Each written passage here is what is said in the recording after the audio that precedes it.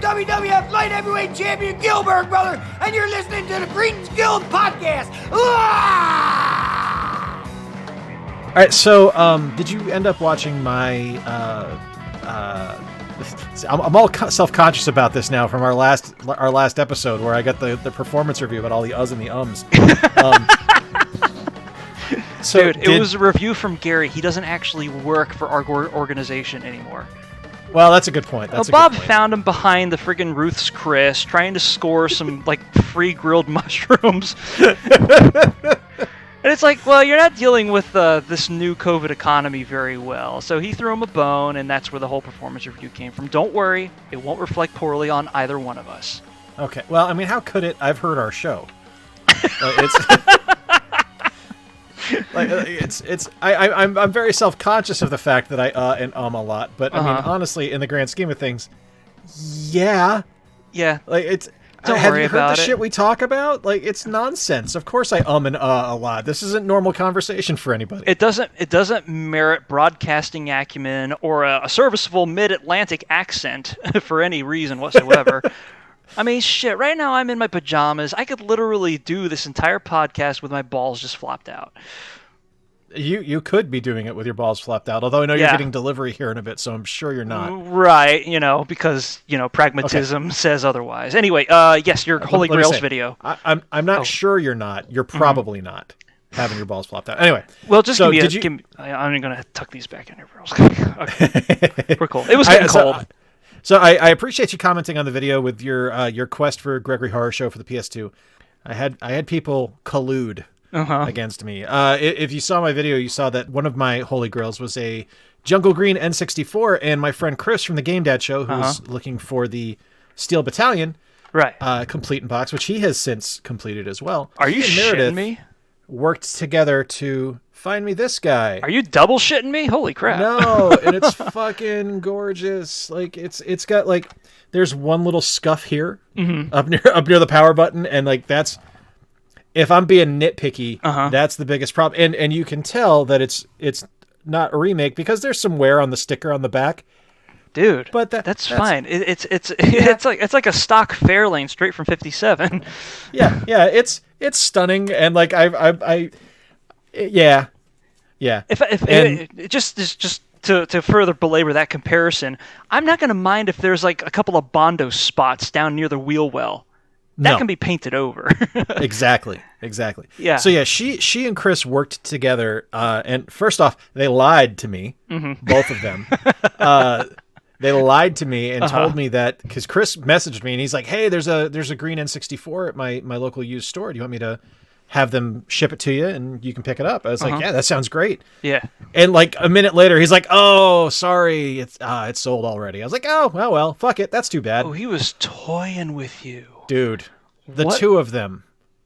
What a magnificent couple of bastards. Oh, they're phenomenal assholes. I love them both. And you can tell her I said that. She'll probably take me to task over it when we go out to California, but whatever.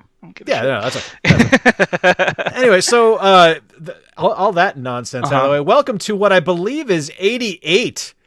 Episode 88 of the Cretans Guild podcast. I am Jay. With me, as always, is Corey. Yeah, and we're not quite sure of the number because the guy that usually keeps track seems to be missing today. Yeah, we're pretty sure it's episode 88. Yeah. Could be 89. Might be 90. Honestly, not sure. Probably not 100, though. Bob did say, though, that this is our 100th upload to Podbean, although that could be an old note as well. I'm not sure. So, basically, in the history of all things Cretans Guild, some stuff has uploaded and some stuff has happened. Yeah, most of it today. What the fuck? Yeah, it's been a day. By the way, today's Monday, the 17th, for those of you who are looped in. It's pretty much going to be the all video game extravaganza show for today. Yes, and for those of you that are looped in, it's actually Wednesday, the 17th, and not Monday. Yeah, right. Because dates don't matter in a pandemic universe. Let's be honest. No, in between two time zones, fuck, even scheduled podcasts don't even really matter. Yeah, exactly. Not to say too much about that. So yeah, Corey and I are going to be going over the rundown. There have been some notes made here. I want to look at those. We have a guest today, Dumpster Dan, champion of the back alley brawl, and his imaginary bride. He couldn't make it. They're separated, and he wanted to kind of devote all of his time to, trying to make things work and patch up his rocky relationship, imaginary rocky relationship. Oh, that's terrible. Yeah, to his that's imaginary absolutely bride. terrible. Yeah, so we got a couple of other things to gloss over, though. I mean, video game shenanigans aside. Yeah, I mean we've got some topics here. The cheesy challenge: does Parmesan taste like foot corn shavings? So, I mean that's not really a challenge. That's a yes. Yes, right. Okay, next topic. Yeah. Are we alone in the universe, or are aliens just stuck-up cunnies? You know what? I'm going with the latter. I am too. I mean, I've seen too many episodes of the X-Files. Yeah. I mean, Mulder. If they're going to appear to anybody, it's going to be Mulder. Well, and they're not going to drag it out until there's a feature film. There are at least a good 80 years of amusing scenarios that the storytelling elite have given to us. From War of the Worlds to Close Encounters and everything in between. That's some pretty choice ones from H.P. Lovecraft and his giant fucking space squids. But all of those they always seem to coalesce into the gray myth, where aliens come down, they waste the fuel on us, fuck around with us a little bit, stick things in holes. I don't know what kind of information they're gleaning from these experiments of theirs, and then they haul ass without even buying us dinner afterwards. If that's it, I'm going to say they're not just stuck-up cunnies, but they're also exceptionally rude. Yeah. Exceptionally rude for cosmic hoi polloi, You guys might be technologically advanced. I'll give you that. But you're dicks. Yeah, no shit. Fucking tell me I'm pretty first. Yeah, that's all I need to hear. And it's always the same old thing, too. You know why they go for, the lower income areas, out in the country, right? No. Because they don't say no. They're just they're a cheap date. They can do whatever they want to them, and then haul ass and not even have to worry about getting a phone call the next day or a satellite phone call, whatever. Skeeter just likes to feel nice. No shit. I just like to feel wanted. Yeah, collateral damage is always at a null because it's just trailers. Anyway, we've beaten this to death. Let's go. Our next topic is the nostalgia segment. I mean, you guys know we're big on nostalgia here. Oh hell yeah! And anal leakage and its toll on the American family. Oh, why, yes, the devastation wrought by the advent of Olestra, that nutritive innovation from back in the mid-'90s. It left a bit of a wake. Well, I'll tell you what. I'm diarrhea. pretty sure that the invention of Olestra is what brought on, dark-colored bath towels, because wives got tired of dad's poop striping the towels when they dried off after a shower. And that's just how it goes. What's happened here in the tub? Is somebody running muddy Hot Wheels down to the drain? That's disgusting. Leading the way. Nah, it's just Olays. They don't make those anymore, do they? Well, no, I think probably for reasons. Okay, well, right. That are okay, self-explanatory. Okay, well, playing it a little bit straighter here. I mean, we are eventually talking about something that artificially, messed up a lot of Fruit of the Looms. Anyway, whenever something like that happens, I think Olestra was pushed out way too quickly. Sorry. Some would say prematurely. Yes, a little bit loosely. Perhaps not tested thoroughly. It wasn't clenched in time, and they didn't digest that one before they let it go. Right. They didn't let it brew for long enough, so it's just not a solid idea. It wasn't. No. It just leaked down their legs. It was really shitty. Yeah. So Josh Brolin. I'm sorry. Why is he so fucking, says short, but that's crossed out and replaced with hot? Yeah, that was my 5th granddad laugh of the evening so far. We're not even 20 minutes in yet, so I'm enjoying the shit out of this. Sorry, Bob. This is this is going to be your crucible. Why is Josh Brolin so fucking short and hot? You can be both. Oh, he is. But he's got rugged good looks. I think that's safe to say. Lots of talent. Honestly, the dude's probably like one of the most talented and professional actors working in Hollywood right now. Like, straight up, when I was writing this sentence, I was like, I mean, most of this is a goof, duh. You know who you're listening to. But I was like, I got into the rundown because Bob's not here, so we're probably not going to need one, so fucking whatever. I just kind of like trolled my way down a fake-ass topic list, and the last one I was like really trying hard to come up with something, you know, both offensive and arguably funny. I was like, I can't do it. And then I saw Hail Caesar, and I was like, damn, if I was gay, it'd be Josh Brolin that would turn me. Straight up. Like, you know, a vampire or something. And and then there was a shot of him, like, close to the... That's kind of like how vampires operate anyway, isn't it? Anyway, sure. There was a shot of him standing next to Tilda Swinton, and I think they, like, played a little bit of fast and loose with the camera angles to make her look really tall. But then I was like, man, is he actually that short? And you know how, like, there's that stigma about Hollywood actors. So I looked it up, and he's like 5'10". And I'm like, holy shit, he's shorter than I am. He's taller than me. Yeah. I wouldn't turn him down for a date. But it was like, shit, okay, well, I guess I can put that into this list and then leave Jay with, like, a bevy of questions afterwards.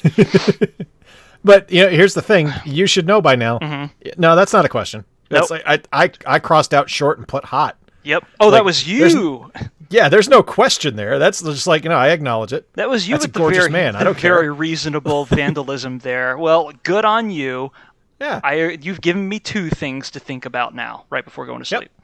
Yeah, no problem. All right, so now that we've got that out of the way.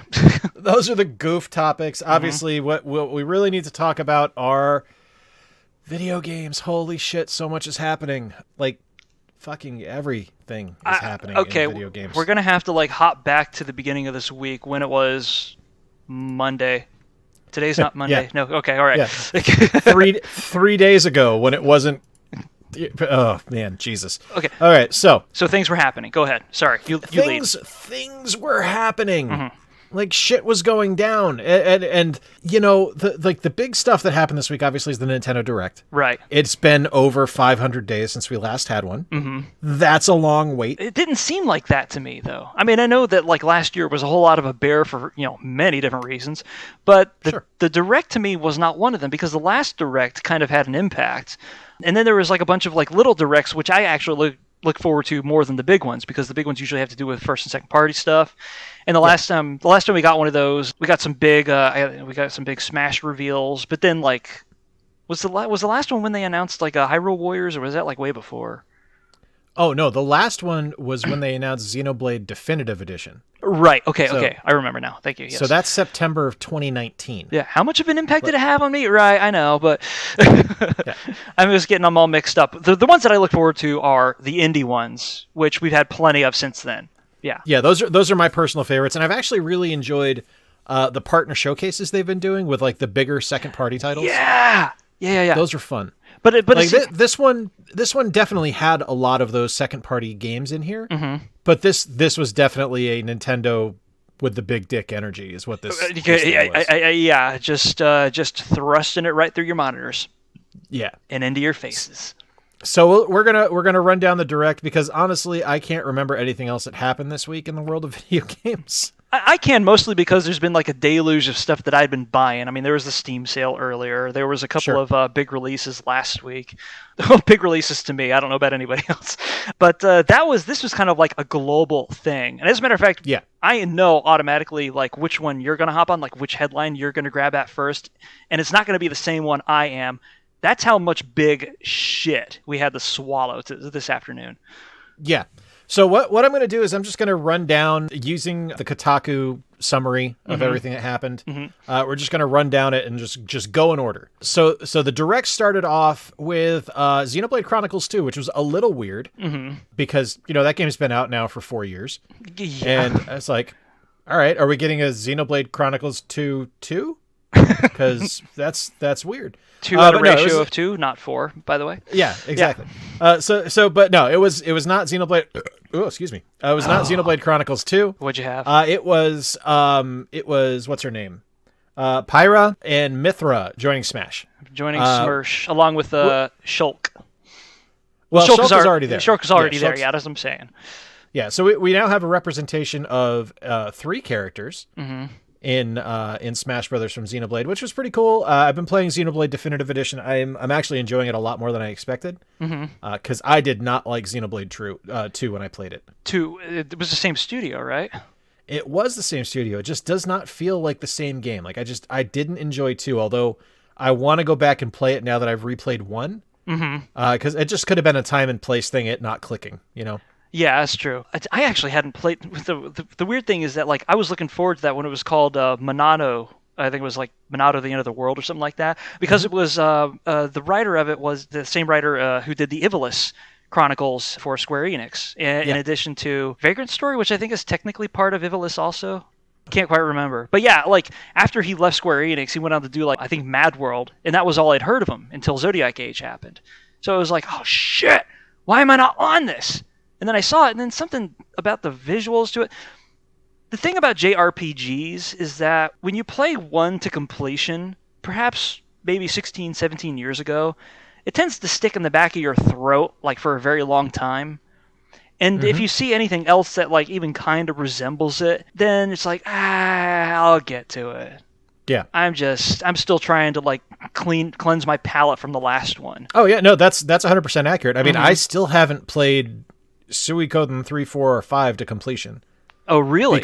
Because 2 was that big of a deal to me. Yeah. 2 is just like, nope, that's the one. Yeah. We're not gonna, nothing else is gonna compare to it. And let me clarify, because I'm not like saying that, you know, the JRPGs that kind of put me in this state of apprehension were like garbage. As a matter of fact, I think the last one I played was FFTA, and that would have been like in 2005 or 6 when I finished it. But man, I dumped like 100 and some odd hours into that goddamn thing. My cup runneth over. But like, how many have I missed since then? Like a ton from NIS, a ton from Square Enix. I haven't played Zodiac Age yet. I've owned it for like 2 years. Son of a bitch. Next up, we have honestly, this was one of the biggest announcements of the entire Direct. Fall Guys is coming to Switch this summer, after being like a Sony locked exclusive, a timed exclusive on the PlayStation 4 for the last year. Has it been that long since the Fall Guys demo came out? It's been about a year, yeah. I don't like that. So I am stoked for Fall Guys coming. I hope that there's crossplay. There better be crossplay, and I hope that there are ridiculous Mario costumes that you're able to unlock, because I very much want to have a Fall Guy being dressed as Princess Peach running around. You know they're gonna. I know. Yeah. I know. It's also the other thing about the Switch is like it's a lot easier to line up multiplayer. So that's yeah. Hey, that's a segue. Take it. What? Splatoon 3. Well, that was the end of the Direct. What? God damn it. We're going in order. It's the trauma from the Alestra still with me. I can't count like normal people. Sorry, go ahead. That's okay. So after Fall Guys, we also got a notification or an announcement of The Outer Wilds, which is coming to Switch, which looked interesting. I don't know much about that game, although it is on Game Pass, so I'll probably check it out there. That was one of the original like Epic Store exclusives for a little while, wasn't it? I think so.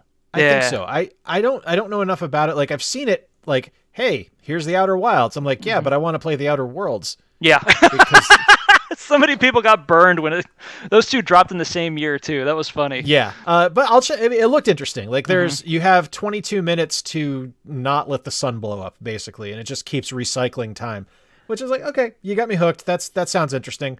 Hooked enough that I'm going to try it on Game Pass for free. Yeah.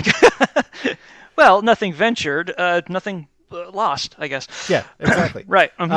We also have another Warriors game coming from Koei Tecmo, Samurai Warriors 5, which looks like a Warriors game, Koei Tecmo. Yeah. Well, I mean, you've got Persona 5 Strikers already out. You got Hyrule Warriors. Speaking of Cup Runneths over, there's a pretty handsome offering of Musu shit on the Switch. So now this is like the one without the license. But you know, people are gonna like jump in balls deep into that shit anyway.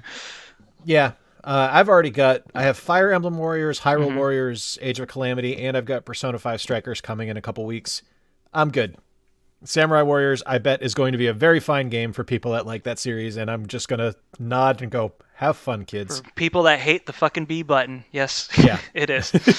Or the A button, whichever. I don't know. I know there's a whole lot of like controller stress tests being run in tandem with playing those games. I didn't actually know there was a Fire Emblem one. Yeah, it's really good, surprisingly. There is, and this is the one that the second this came up, Meredith looked at me and she goes, "Oh, I bet Corey's gonna love this." Famicom Detective Club. Oh my fucking god!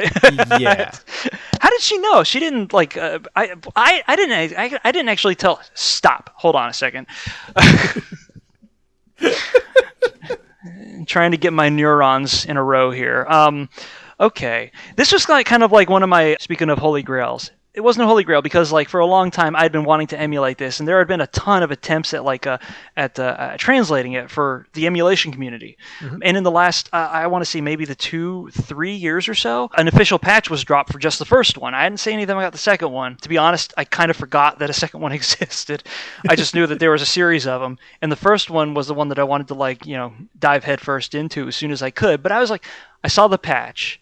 And a lot of people were pushing it around socials. And I'm like, shit, this is getting some serious traffic. I'm going to give this a year. Now, I'm going to give it a year and see what happens.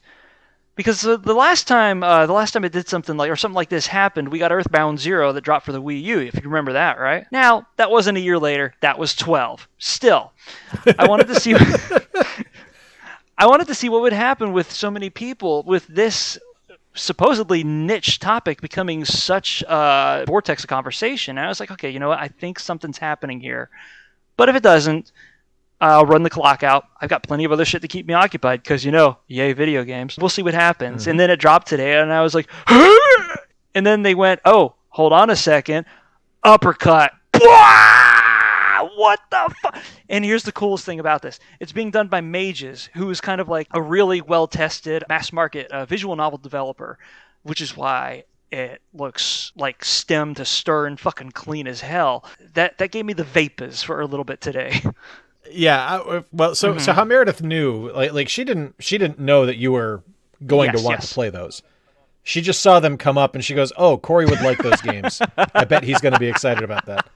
So I know, keeping hope alive. Maybe fucking Tomato Adventure will get ported to the Switch, although that's not really likely, seeing as how Alpha Dream is now defunct. But yeah, that's another. That's kind of like that kind of dovetails into your video a little bit, like Holy Grails that maybe we're not like trying to look for that do exist, but Holy Grails you want to see become manifest at some point. Well, that's kind of what Riggs said. Like Riggs' whole thing was like, there's this game I saw advertised when I was a kid. It got shelved. It never came out. Someone has to have a ROM somewhere. I'm trying before I end up shooting my mouth off about how fascinating that was. I remember that. I just couldn't remember what the game was called because I'd never heard of it before. That was pretty damn slick. Yeah. But yeah, there was like a Tomato Adventure was the first Alpha Dream thing that was not Mario and Luigi. There was also Phantom Dust, although that did exist. It's just that it had been put on ice like way too soon. And the one time they did try to bring it back, they brought it back as like an MMO, kind of like a F2P thing. And it was like, what? Let it die. Yeah. Just that was like cashing in all 3 fingers of the fucking monkey's paw at once. I didn't need that. But anyway, Famicom is definitely one of those ones, or having it localized at least. We're also getting Legend of Mana on the Switch, the remastered version, and it looks It was kind of funny that when I saw that earlier, I thought it said Legend of Mama, and it didn't really click. It was one of those things where I was like trying to pick up my room, and I was like, okay, I've got to go down and do laundry, and I was kind of like half-heartedly skimming through, the socials to see, what had popped up, and already reeling from the whole Famicom Tanty Club thing, and then I saw the logo for it pop up, and I was like, Legend of Mama. Oh, that must be some kind of indie JRPG revival. Oh, this says Mana. That makes much more sense. See, now my brain is swimming where I want a Cooking Mama RPG, where it's like the Legend of Cooking Mama. A cooking RPG? Well, no, that actually exists already, doesn't it? Battle Chef Brigade. Battle Chef, which is fucking baller. Yeah. I was going to mention that. It's good stuff. But yeah, so there's Legend of Mama. What else? What happened? All right, so after Legend of Mama, we had a new trailer for Monster Hunter Rise, which, if that's your thing, great. I'm actually kind of looking forward to this one. This is the first Monster Hunter game that isn't a Monster Hunter Stories release that actually has caught my eye. I've got it pre-ordered, looking forward to it. We also got a new Mario Golf game announced called Mario Golf Super Rush. They're including a mode called Speed Golf, which looks kind of crazy because you get to use like Mario power-ups and shit to fucking fly down the fairway to try to complete the hole faster than anyone else. Do they try to let you pop drives from the golf cart? No, unfortunately, you're all on foot. It's and that's not the speed golf that I know. But it will be interesting to see their take on it. But it looks like fun, and Wario's costume is magnificent. He's got the fucking John Daly pants. I gotta look that up now. God damn it. Hold on. I'm coming to you on Slack right now. Okay. It's in the thumbnail. He's wearing Kid Rock's hat. Yep. Yep. That's perfect. That's like it couldn't get more down to the. It couldn't get more down to the shoelaces than that shit right there. It's perfect. It really is. That's the Wario wardrobe equivalent of the purple Cadillac. His other icon. One thing I did just see: Japan is getting a physical edition of the Famicom Detective Club games, but it does not show that it's got English support. So. Dude, trust me, I've been all over that shit today. I'm like, I know that there's pre-orders for it on eShop and stuff, and like, I get stung so many times when I like hop in hot on something that's just launched, you know? Like, I'm still kicking myself in the dick over that Psycho collection that came out a few years back. It's like, I had to have Zero Gunner 2, day one. The next game that was announced, and that was Capcom Arcade Stadium, which is a free download, supported by many lots of microtransactions, but that's fine. Yes, because you get 1943 Battle of Midway for free with the automatic download, and you can download Ghosts and Goblins for free right now. Although, why would you want to? But, see, I'm the sick bitch that that's going to do exactly that. I did, and I was like, well, it's got to be better than what it was on the NES. It's not. Anyway, so there are 3 different packs you can get, and these are the 30 other games you can get for Capcom. What's it called? Capcom Arcade Ball Bonanza or something like that? What the fuck's it called? Capcom balls? Capcom Arcade Stadium. Are we feeling a bit pent up today? A little bit. Is that what this is? Okay. You can get Vulgus, Pirate Ship Higemaru. Pirate the Ship one with the barrels. Yeah. Yes. Yeah. Pirate Ship Higemaru, 1942, Commando Section Z, Tatakai no Banka, Legendary Wings, Bionic Commando, Forgotten Worlds, and Ghouls and Ghosts. Then you can also get in the 1989 to 1992 pack Strider, Dynasty Wars, Final Fight, 1941 Counterattack, Senjo no Okami 2, Mega Twins, Carrier Air Wing, Street Fighter 2, The World Warrior, Captain Commando, and Varth, Operation Thunderstorm. And then there's Pack 3, which is Arcade Evolution from 1992 to 2001. I keep reading it like that, too. Good. You can get Warriors of Fate, Street Fighter 2 Hyper Fighting, Super Street Fighter 2 Turbo, Powered Gear, Strategic Variant Armored Equipment, Cyberbots Full Metal Madness, 19XDX, The War Against Destiny, Battle Circuit Giga Wing, 1944, The Loop Master, and Pro Gear. Are you shitting me? Like Battle Circuits on this thing even? Yeah. Oh my god. Yeah. You can get, I think all 3 of those packs are $15 individually, or you can buy them as a bundle right now, I think for $30 on the eShop. Don't quote me on that, though. I could be wrong. So, what's the shelf risk on this one, do you think? 0, I think, because it's... Because it's parceled out like the way it is? Okay. Because it's parceled out the way it is, and because it's a free download. Yeah. I don't think they're going to do that. You might get something like they did with Tetris Worlds, where it's like, here's a, you can own a physical copy of a card that lets you download the game. No, fuck that. Yeah, that's so insulting too. I know that there is like a very strong collector's market out, especially amongst us nostalgia fetishists and stuff.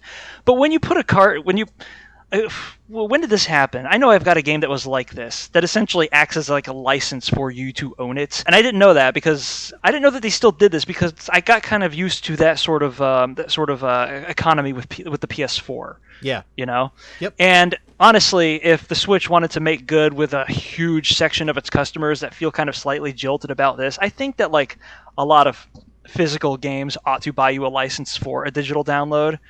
because that would solve a lot of my Animal Crossing related problems pretty neatly. I want to go check in and get my points today, but I don't have that much to do because I'm not really thinking of anything. All right, now I got to go over there and take the card out. God damn it! But there was another game that I just I put in a couple of months ago before I moved. And I was looking at stuff that I wanted to take off my card maybe last week or so. And I was like, hold on a second. Why is this game taking up... Is that 3 gigs worth of save files? And then I looked it up and it's like, no, you just actually triggered an eShop license for you to download that. And it's like, oh, fuck you. That's what Capcom did with Mega Man Legendary... Mega Man Collection Legacy 1 and 2. One of them. Yeah. Yeah. So you get a cart and it's got Legacy Collection 1 on there. Yep. Which is great, but that's the NES games. That's 8 megs, maybe. Right. I don't need a cart for that, guys. Let me fucking download that one. Stick the other one on there that's got the PS1 games on the cart. No, you got to download the 7 gig download. Fucking, you sacks of shit. Fucking Capcom, man. The cheapest bastards on the planet. Oh, fuck.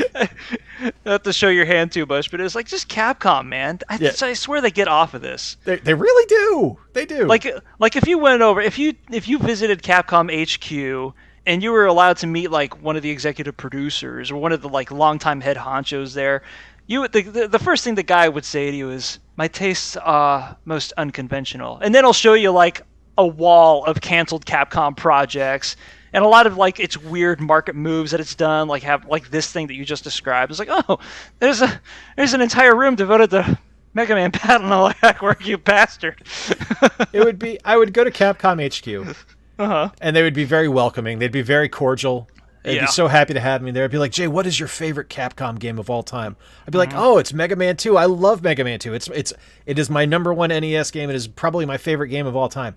Yeah. Really? Yeah. Oh, that's wonderful. We love it too. Come over here. I want to show you something. Really? What's that? I'm deleting the source code so you can never play it again. How does that make sense? But I have digital copies. No longer. Fuck off. What would be horrible is me showing up there and talking to whoever's in charge of whatever division that makes these decisions. Hey, I got something really cheap to show you. And he's like, oh shit, what? It's you're big into Mega Man Legends, right? And it's you won't meet a bigger fan except for maybe the guy that started Get Me Off the Moon. He's okay, check this out. Oh, what do you got? A mint copy of the much maligned N64 version? He's oh no, this is the only copy of Mega Man Legends 3 for the 3DS in the entire world. And I'd be like, what? Why is it in the bathroom? Well, we need Across something from the toilet. We need something to balance the toilet paper dispenser. I was going to say, why is the toilet paper roll printed from the instruction booklet of this game that you seemingly didn't have any of the assets for? You just like doing this to the people that love you, don't you? We hurt the ones we love because it makes us happy. Yes. Now bend over. Anyway, so we also had some other stuff announced. We're getting a relaunch of Stubbs the Zombie, Rebel Without a Pulse. Yeah, but that's been rumored for a while, hasn't it? It has, but even when the rumors started, did anyone have that on their bingo card? I did. I'll tell you when that happened. When Raise the Dead was released for Steam last year. That shit was in the hopper for over a decade. That's the Duke Nukem Forever that nobody talks about. It's Duke Nukem Forever. Okay. And apparently it's a good game. So it's not exactly Duke Nukem Forever anyway. But yeah, never say never with a whole lot of video game projects, which is why I'm keeping hope alive for Pirate Battle. That shit will happen. I swear to God. I'm stoked because I liked Stubbs the Zombie. I rented it from work a couple of times when I worked at EA. We had it in the IRC, and I thought it was a lot of fun. But I never picked it up, and now it's fucking expensive. So, I'm ecstatic to get probably a digital copy. So we have Tales from the Borderlands coming out, which is awesome. It's from Telltale. I am very excited about that because hopefully that means we will see more, Fables. Wolf Among Us 2. The much ballyhooed announcement that was made 3 fucking years ago, along with the Evil Dead game that we never saw. Now, Yeah. let me ask you this. Okay, Yeah. so you played The Wolf Among Us. I'm going to go ahead and assume that you enjoyed quite a whole lot of it. Oh, yeah. Okay, cool. Did you play Tales from the Borderlands? Not yet. You have not. No. Okay, before I played Tales from the Borderlands, The Wolf Among Us was perhaps my favorite thing that Telltale had done. Tales from the Borderlands is fucking good. Really? It's so good that the license that it belongs to doesn't fucking deserve it. Okay. Straight up. So yeah, put that one on your list for sure. Okay. Have you played the Telltale Batman? I have not, and I've heard a lot about it. Yes. Do it. It's so good. The reason I hadn't gotten to it yet is because I'd heard the production was kind of like in a bit of a state of flux at the time they were pushing them out. So while for the most part they were good, a couple of episodes were like really jank, and even like one or two of them had like borrowed assets from like Wikipedia photos or something. I don't know. It was a wax story, and I'll try to track it down for you and drop it in Slack. But I was like, okay, I'm going to let these guys figure their shit out first, and then I'll get it on like a comp or something later on. I just kind of forgot about it. We also have No More Heroes 3 getting a release date of August 27th. So how do you finally. like that? Yeah. It's like we even got like the Travis Touchdown side story that was announced after No More Heroes 3 was announced. Before No More Heroes 3. That game is so bad, too. Yeah, I know. Oh. You've said. It was worth the $10 I paid for it. But I'm so happy I didn't spend $11 on it. Let's put it that way. I see. The funny thing is I thought I got it at a steal for physical on $12. So, we'll see. Meyer clearance, baby. God bless Meyer and curse you for having it and me not. Damn it. Then we got a game from the guy who made Donut County called Neon White, which is a team-based heaven assassination game. It sounds a whole lot like what drives Danganronpa, but keep going. It looks really good, and it's a card battler. Ooh, I didn't know that. Yeah, it looks crazy. We are getting Miitopia on the Switch, which looks like Miitopia, so if you're into the Mii games, go for it. There's a bunch of Mario shit coming to Animal Crossing New Horizons. Good. No one's surprised there. Full Wario costume, like overalls and all. It's going to be there. Loving it, and I'm totally there for it because I never left Animal Crossing. It lives with me. We are getting a new tactical RPG from Square Enix called Project Triangle Strategy. Is that how it's pronounced? Square Enix? I always thought it was Enix. I thought it was too until they said Enix today, and I was like, oh, I learned something. Cool. No, I can't. I'm not having that. It's Enix because you have to say it the way that the logo says it. Sure. And that refers to like all mutations thereof too. So square penis. Yeah, you remember. Absolutely. So yeah, Project Triangle Strategy is from Square Penis, and it looks like Octopath Traveler and Final Fantasy Tactics had a gorgeous baby. It feels distinctly Yasumi Matsuno, but he has nothing to do with it. All right. Okay. All right, I'm still looking at it anyway. For one thing, because I get a little bit of guilt about not hopping on the Octopath train when it was happening. I mean, I guess I could still play it. I know, but you're still allowed. Octopath. Yeah. If you don't like grinding, don't play Octopath. Okay, that's one of the things I can't do with JRPGs. Then shit. Yeah, All right. Octopath is really pretty to look at. Watch a playthrough. Yeah, because I love the visual style of it. The diorama gimmick was pretty engaging. But when I saw the battle scenes, I was like, oh, I want to, but there's so many other things right now that aren't that. We're getting a game called World's End Club, which is a new detective story from the makers of Danganronpa. Yep. So that's on the radar too, as well. Even though I've never played a single one of those Danganronpa games, but it looks cute.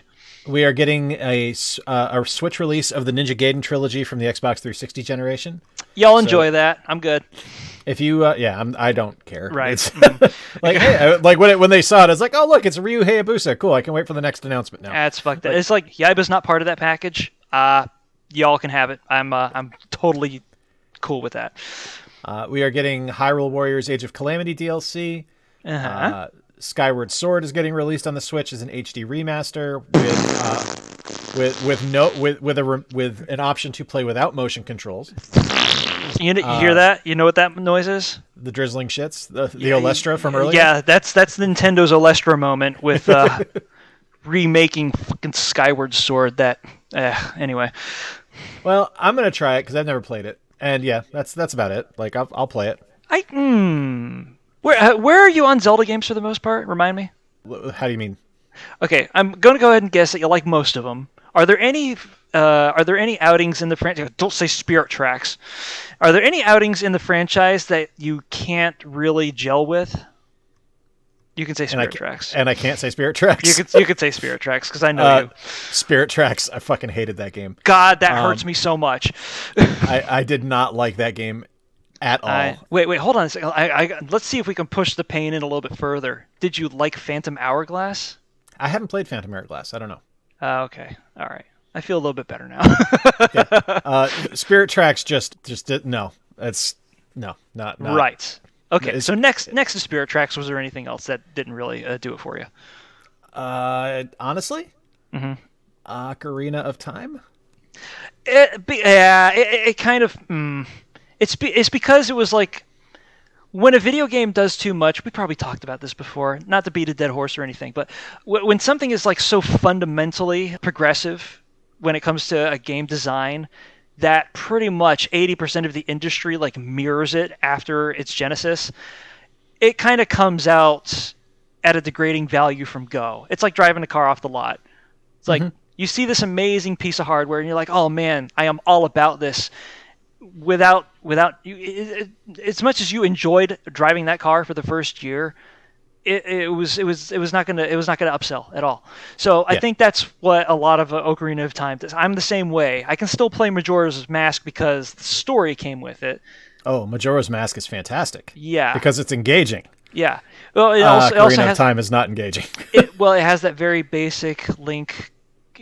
Link goes forward in time, saves the kingdom, bashes Ganon, plays volleyball in the final boss scene, and then that's pretty much it. And then you realize that like everything up till that point was a whole lot of fetch questing and shit. Even though it could be argued that a lot of the Bomber's Journal from Majora's Mask was the same way. But the thing is that like there were all of those other stories happening at the same time in Majora's Mask.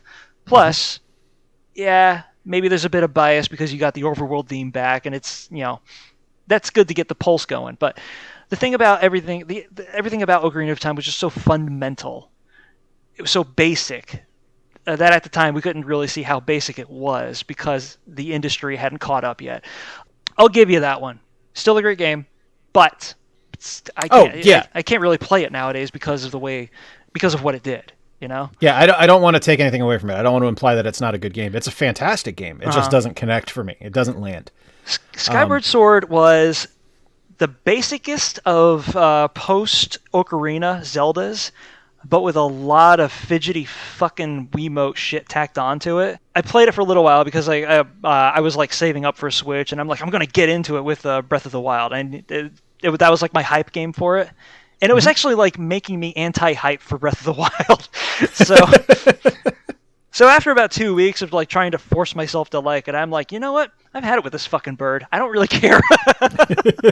Well, I want to give it a shot. I knew, because I remember you and I talking about it when you were playing it, and the idea of the forced motion controls didn't do anything for me. Like I was like, no, that was Nintendo at their absolute fucking worst, trying to shoehorn a game to work around this fucking dildo and a fucking vibrator. And the hardest facet of that reality to accept was that there were many innovations up till that point, because Skyward Sword was released really late in the Wii's life cycle. So it must have been in development for like a long ass time. If they were like trying to chase down a bunch of third parties that had already figured out what to do with the Wiimote, that's not good optics, and it was an even lesser game. Well, I'm hoping that taking those motion controls and putting them on the right stick on the Joy-Con or on the controller are going to be a little bit more that's user-friendly. That's the thing. The motion controls were already like the streak icing on an already fluffy turd cake. It's still very, very, very basic Zelda. A lot of people talk about it as if it's a transitional game in that series. You could tell that they they were like sitting on that in order for the next hot thing to come down the pipeline. And I think that Breath of the Wild was being developed at the same time that was, or was at least being put together in its formative stages, because there was just nothing imaginative. Like, even the world wasn't engaging. And that's something that you can usually expect from Zelda, you know? That was the one that came out after Twilight Princess, right? Yeah. Yeah, Twilight Princess didn't catch me much either. I want to give that one another shot just because there were parts of it I liked, but at the time it was just didn't land. So. I think it might have been because it was chasing down Wind Waker, which was like such a... Wind Waker was a fucking revelation. Like, it was... Yeah. Yeah, that was like manna from heaven. Yeah, so it was kind of weird. It was kind of weird seeing Nintendo flailing and trying to like match its own pace with like, okay, well, we had Wind Waker. What should we do now? How about negativity? All right, let's start there and see if we can build on top of that. But with Skyward Sword, they were like, well, what do we do now? It's like, how about the average? And at that point, I've got an idea. Why don't we split the fucking middle? Yeah, and then at that point, the director was like, "Wow, you know what? I'm going to put about as much of myself into that as needs be," and it fucking feels like it from like start to 3/4 of the way in. But the final big announcement was one that I know both you and I are very excited for, and that was the didn't fucking see that coming announcement of Splatoon 3. See, I kind of saw it coming. But I want to know how what your reaction to it was at first. Well, my reaction at first is when they showed the character sitting there, because I watched the trailer and they showed the character sitting there. I was like, well, that's a Splatling, right? Or Squidling. You could tell by the fucking feet. Like, there's no other Nintendo character with those goddamn boats on the end of their fucking legs. And they start going through. I was like, okay, cool. This is probably going to be an expansion for Splatoon 2, because why would they put Splatoon 3 on the same hardware? They're going to hold that for the next console. We'll get to that. and then they start going through stuff and they're like showing all this customization. I was like, well, no, that's a fundamental fucking engine change there for the character model. That can't be. Yes, it is. So the background and development, I was like, this is new. This is all new. This is a brand new fucking game. And then it was like, oh my God, we're getting Splatoon 3. Holy shit. Right. So. Yeah. So you know what else is a pretty fundamental infrastructure change for a game like that, a multiplayer game of that scope? The netcode, which on Splatoon 1 and 2 was garbage. Yeah. Like, and they just upgraded last month. Yeah. They just upgraded it so that it was like no longer hung up by fucking Windows 98, which is a great headline to read, by the way. But wasn't it? Yeah. But here's the thing about that. That makes me think that that game was built upon when they were trying to get cozy with weren't they like trying to create something that wasn't like adaptable but compatible with like Microsoft hardware for a while with the Xbox? I still think there's something going on behind the scenes there that isn't being said. But well, yeah, aside from Hanjos, of course. But the thing about that is that like the reason I was happy to see Splatoon 3 is because, well, you've noticed that, like, as much as I love that fucking game and how much I played the living shit out of it on the Wii U, I kind of stopped touching it after about, like, 6 or 7 hours on the Switch. Really fucking got sick of hackers. The hacker scene in Splatoon 2 was far outclasses the shit you see in Team Fortress, and that's really goddamn saying something. You and I had identical experiences on that. I love the Splatoon universe. I love the mechanics of Splatoon 2. Yeah. And I had a blast playing the single player. But that is not a single player game. Yeah. Like, it can't be pinned onto a solo experience. And we know all about solo games, on the table and off. But the thing is that, like, every time I tried to, like, all right, I'm going to level my ass up today and I'm going to get those new pair of shoes. And I would hop into, like, 4 matches and I'd get steamrolled I'd get steamrolled because everybody playing it had, like, indecipherable usernames, and I was the only one that had, like, English in theirs. And it was like, I'm not humiliated because I keep getting my ass beat red. I'm humiliated because I'm pretty sure my teammates hate my American ass right now. This guy can't hack for shit. It's like, I didn't know I was supposed to. I was just playing a game. Yeah. So yeah, the entire like backbone of that game had to be renewed, and I kind of saw the writing on the wall when they did when they put the kibosh. Sorry, what? Hello. The fuck was that? Apparently somebody was trying to cross the street. I don't know. Oh, It fun. is very fluffy downstairs. I can tell you that right now. Lots of cold weather shenanigans. Anyway, when the Splatfests were getting wound down, I was like, damn, they waited at least, I don't know, a little while, from maybe towards the end of the Wii U's life cycle, to start winding down Splatoon 1. And then they were kind of like just breadcrumbing some other Splatfests. The last one was Chaos versus Order, and I was like, huh, sounds an awful lot like a story beat to me. And it turns out that's what it ended up becoming. Glad to see it happen. And honestly, I'm kind of glad that we got past, like, the teasing hype for it, so that we can start getting a couple of other big revelations out of the way.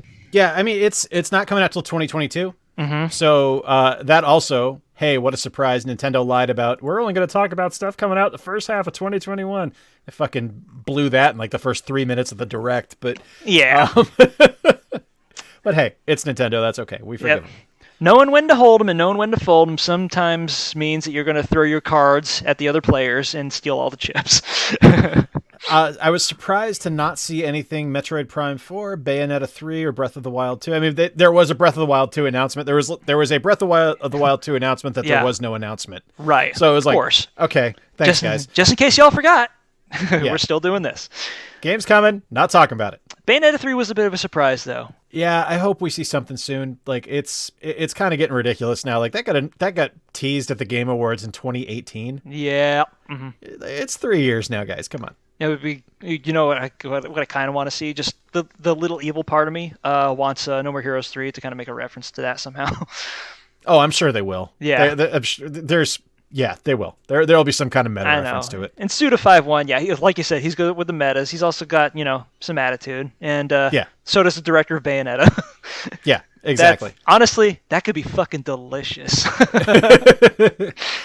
All right. So big pickups last week, Corey. I picked up Super Mario 3D World plus Bowser's Fury for the Switch, which is fantastic. I mean, if you played it on the Wii or on the Wii U, you've played this one. It's just got the Bowser's Fury add-on, which I have not done yet, but from all intents and purposes, sounds fantastic. I actually wanted to get a little bit of your word on it, because I had not only played it on the Wii U to completion, and that's never an easy task. I played it on the 3DS as well. Oddly enough, the 3DS won after the Wii U one. So I'm like, okay, is there anything aside from like a Wii U gamepad control the missions, which is kind of heartbreaking, to be honest with you, that would get me motivated to play through this a third time? Like, is the Bowser's Fury stuff that substantial? Probably not. I've heard it's about 4 to 5 hours of gameplay to 100% everything. So honestly, that's about 2 hours more than I thought. It's something. So it might be worth it. Okay, I don't know. I know that like Nintendo keeps the first party shit around forever, and also that's how long they keep them off of discount racks. So maybe sometime down the road, I'm gonna finish Odyssey first. I've already got that going for me. I'm still astounded that you hadn't played it yet. I don't know why I didn't realize that. When you said something about it a couple of weeks ago, I was like, wait, what? You haven't fucking played that game yet? Yep, I was very, very picky with my large-scale games starting at the end of 2018 for reasons that you've all heard enough about right now. So, there's a whole lot of marquee shit that I've got to chase down, and honestly, I think I'm doing a pretty damn good job of getting to those milestones. But Odyssey was on sale a couple of weeks ago, so I'm like, fucking got to do that right now. It's been a long time since I played a Mario game anyway, so yeah. Odyssey's a good one to play. It's fucking magnificent. It's good. I had to put it down yesterday because I was like playing it so much, and I kind of realized maybe I was playing a little bit too much when I got like a massive headache before going to bed one day. Because I had just been. Here's the thing: if you do a lot of console gaming and you also do a lot of PC gaming, make sure that you don't have your PC also hooked up to the television. Because what happens is you're like, okay, well, I played Mario for 2 hours. I'm gonna go out and do some chores and then come back in an hour and then turn on the TV again and do some serious Sam 4. I got big red veins in my eyes. Where did that come from?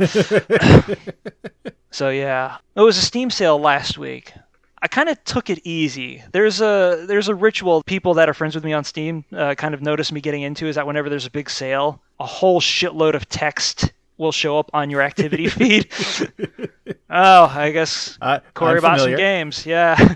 I only bought like 5 games from the Steam sale last week. Strange Brigade, which I recommend, or I suggested you take a look at because it's like a first-person shooter, but it's like in some sort of a supernatural pulp kind of trappings. Very appealing sort of stuff. Poltergeist, a pixelated horror, has been on my wish list since I think 2011. No, it's pretty recent. Well, it's been on there for a while, so I was like, you're coming off. Rise of the Triad, I'm kind of going through like a boomer shooter phase right now, and I never played that one. Sure. And The Room 2, because I fucking love the Room games, and they were just gonna happen on the new touch screen device anyway. Oh, and Lisa Shoot Larry, Wet Dreams Don't Dry, which I heard was actually pretty good, despite my initial misgivings about it. So the reason I didn't go whole hog on it is because I actually got like a new release dropped last week, and that was Hunipop 2. And I can't really tell that many people that in confidence, because when you look at the screenshots of it, you're like, oh, you're one of those.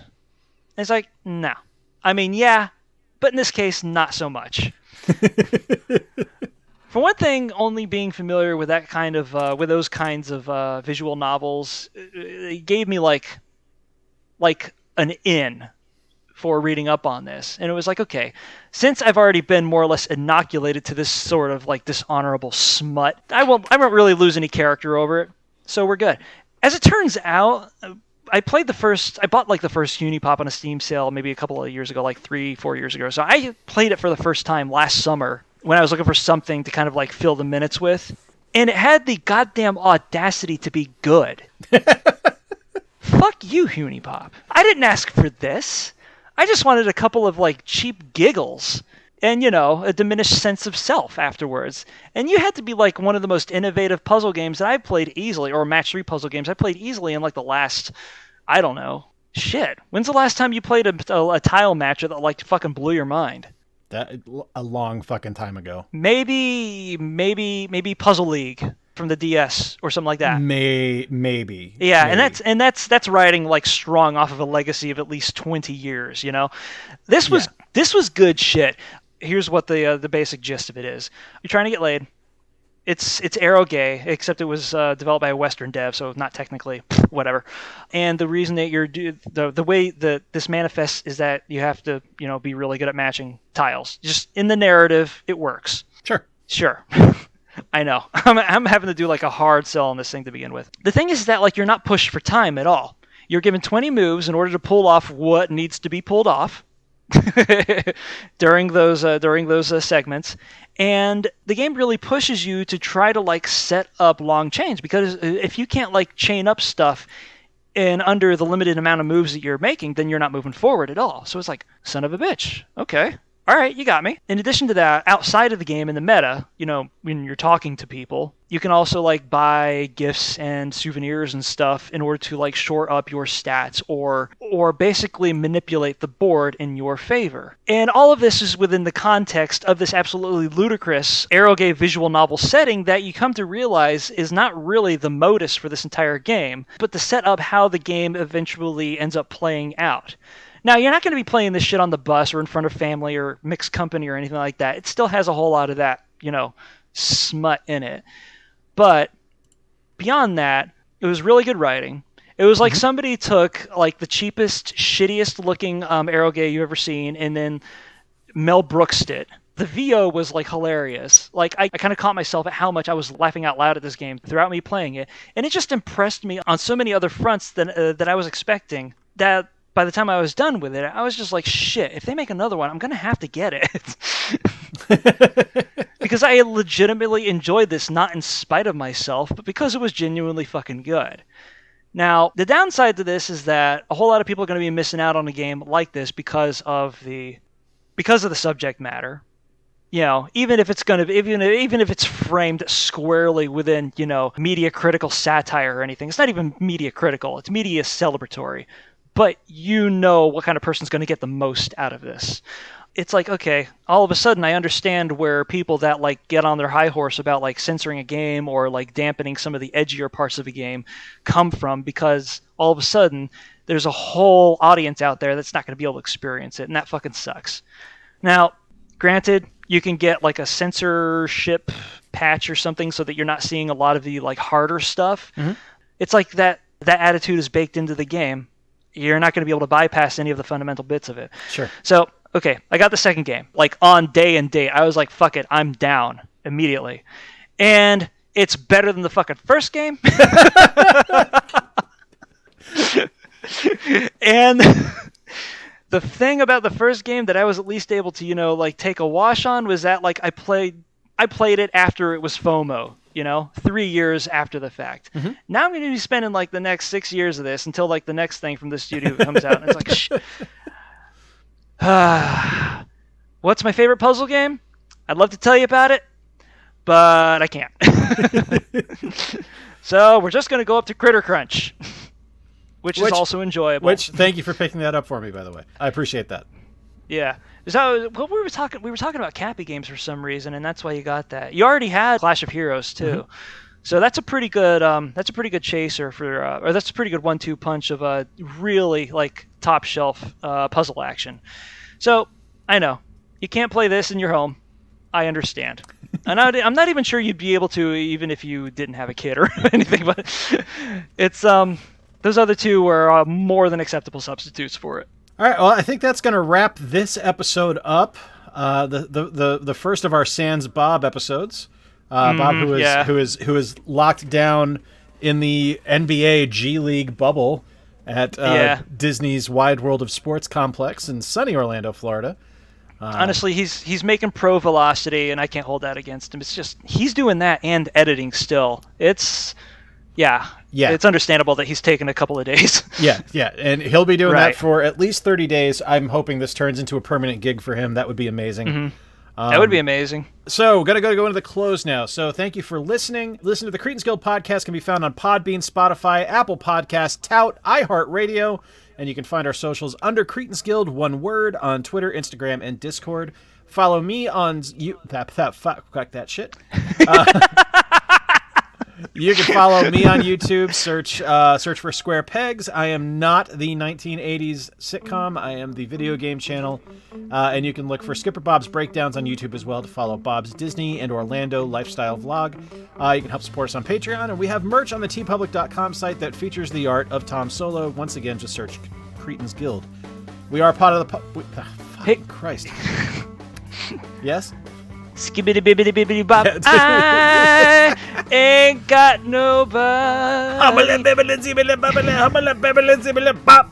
We are part of the PODFIX network. So to all of our followers, new and old, we say, welcome to the guild. Welcome to the guild. To all your dogs and cats. Nice! Bringing it back for 2021. Yeah, well, when the cat's away, so to speak. Yeah, well, he can't say no now.